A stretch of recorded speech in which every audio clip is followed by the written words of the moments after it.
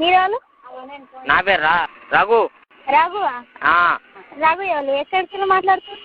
కరీంనగర్ నుండి, రాయరాంపల్లి. కరీంనగరా? నీకెవరు కావాలి?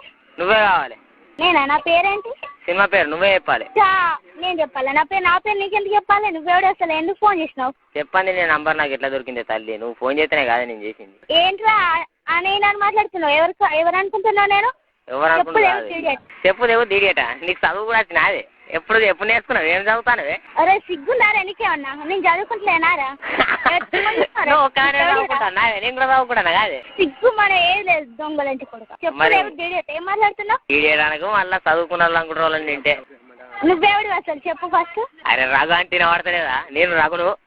హలో ఏంద్ర బాడకావు? హలో ఏంద్ర బాడకావు?